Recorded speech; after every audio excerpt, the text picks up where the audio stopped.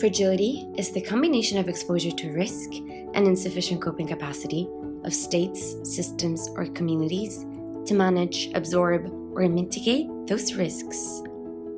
Fragility is multidimensional. This implies countries can face different types of risks at different levels of intensity.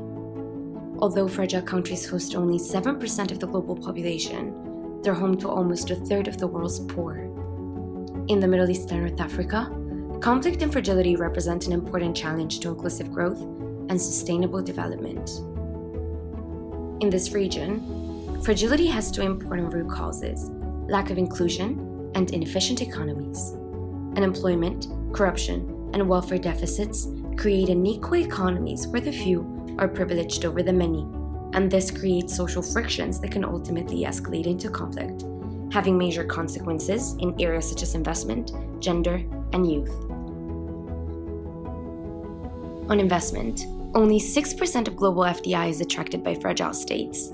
This implies that non-fragile developing countries obtain almost 5 times more investment per capita than fragile developing states. Of this little FDI invested in fragile countries, 72% is concentrated in only 10 resource-rich countries. On the implications in gender, women and girls represent more than 50% of the 70.8 million forcibly displaced people worldwide.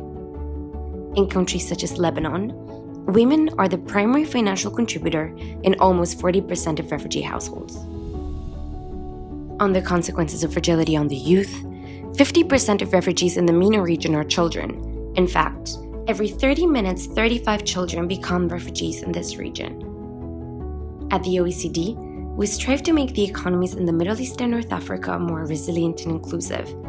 Through our work in areas such as investment, SMEs, gender, and corporate governance, we enhance regional and national cooperation, producing policy research, policy dialogue, and creating training and networking opportunities to help governments in the MENA region build better policies for better lives.